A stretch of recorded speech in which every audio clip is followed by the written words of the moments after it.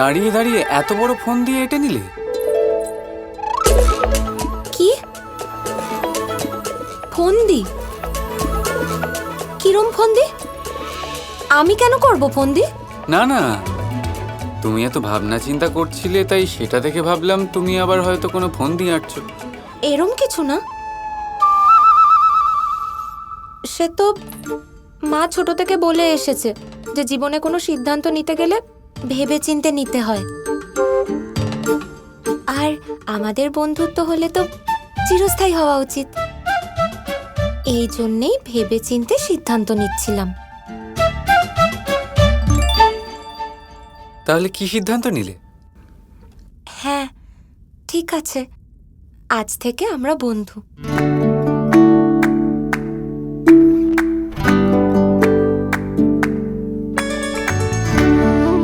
ধন্যবাদ রাধা। এখন এই বন্ধুত্ব উদযাপনের জন্য মিষ্টান্ন নেই তো মাখনই হয়ে যাক।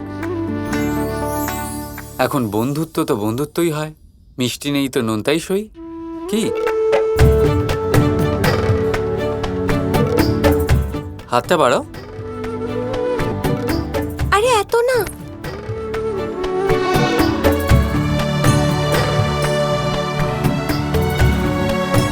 খাও।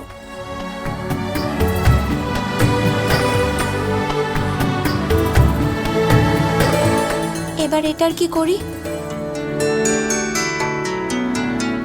বন্ধু হই তোমার, আমাকে খাইয়ে দাও। তোমাকে?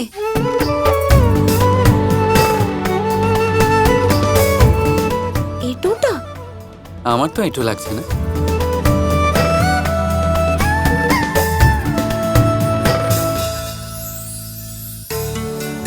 তুমি এখানে যতটা সময় নষ্ট করবে, দাদা কিন্তু ওইখানে ততই লোকেদের মারবে।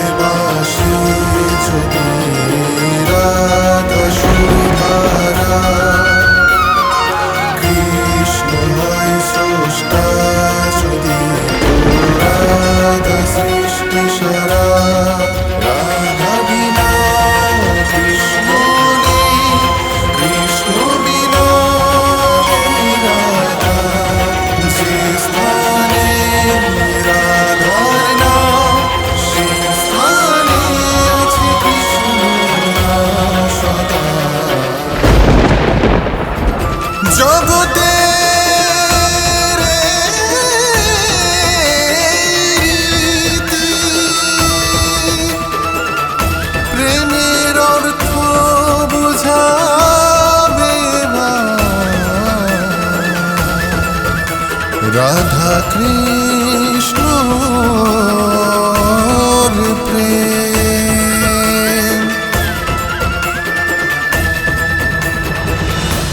এবার চলো, এখানেই দাঁড়িয়ে থাকবে নাকি? আমি তো আরো 100 বছর এখানে দাঁড়িয়ে থাকতে পারি, কিন্তু আমাকে বোঝাতেও তো হবে। বোঝাতে হবে? কি আর কাকে? দাদাকে বোঝাতে হবে তো, তাই না? তাহলে চলো। দাঁড়াও।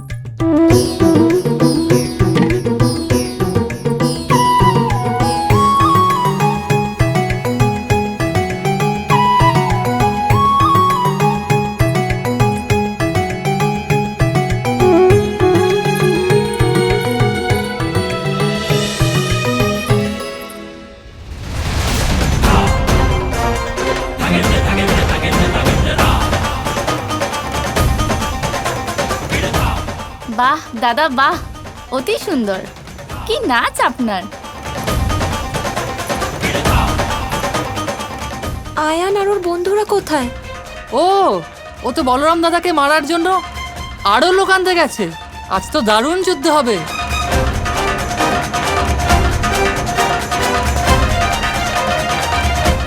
ব্যাস হয়ে গেছে দাদা, ঠিক আছে থামো। থাম।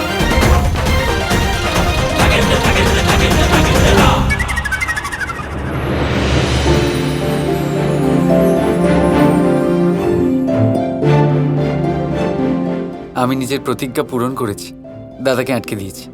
কিন্তু এবার আয়ান নিজের সঙ্গীদের নিয়ে দাদাকে মারতে আসছে। এবার আমরা কি করব? তুমি চিন্তা করো না, এখন তো আমরা বন্ধু। আমি দাদার কিচ্ছু হতে দেব না। না না, তুমি বুঝতে পারছো না, আমার দাদাকে নিয়ে চিন্তা হচ্ছে না, আমার আয়ান আর ওর সঙ্গীদের নিয়ে চিন্তা হচ্ছে। আসলে কি, দাদা এখনো নিজের আসল রূপ দেখায়নি। এখন যদি ওদের দেখে দাদা নিজের আসল রূপটা ধারণ করে, তাহলে দাদা ভাই আয়ান আর ওর সঙ্গীদের অঙ্গ ভঙ্গ সব বদলে দেবে। এবার তো মহা বিনাশ একেবারে নিশ্চিত।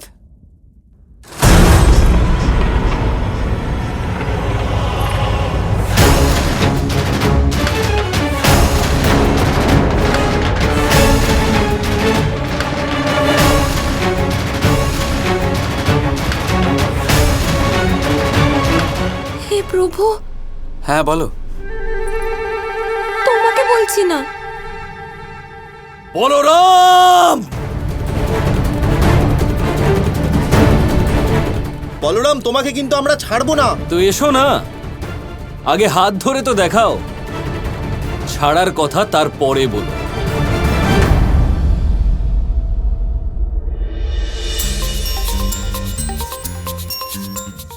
রাধা, এবার তুমি কিছু করতে পারলে কিছু করো না। আমার এসব লড়াই ঝগড়া দেখলে খুব ভয় করে। রক্ত দেখলে তো আমি অজ্ঞান হয়ে যাই। কিছু করো, এখন অনর্থ না হয়ে যায়। আমাকে ভয় না পাওয়ার জ্ঞান দিচ্ছিলে? নিজের মুখটা দেখো একবার।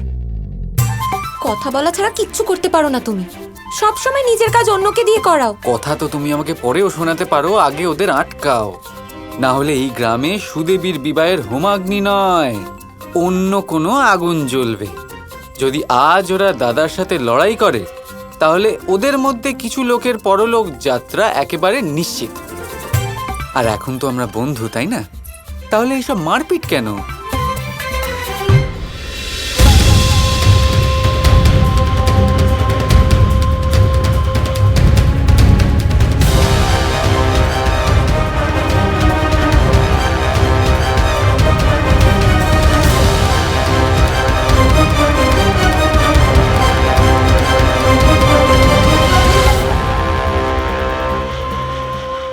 আজ এর এমন দশা করব যে বহুদিনও আখড়াতে পা রাখতে পারবে না।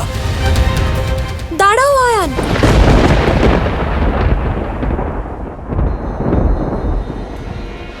তুমি আমাদের মধ্যে এসো না রাধা। এবার আমরা থামবো না। এ নৃত্যের নামে নিজের পালোয়ানি দেখিয়েছে, ছলনা করেছে আমাদের সাথে। হ্যাঁ রাধা, শুধুমাত্র প্রসাদ খেয়ে তোমার বন্ধুর মন ভরেনি দেখছি। পুরো মহাভোগ খেয়ে যেতে চায় ও। সরে যাও মাঝখান থেকে। একটু তোকে দাঁড়িয়ে যান দাদা। আর তুমিও আয়ান, আমার কথা শোনো। দোষ তোমার।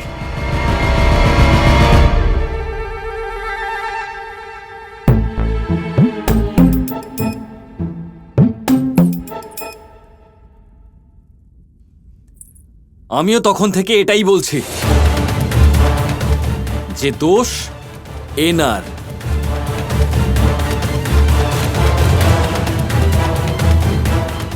রাধা,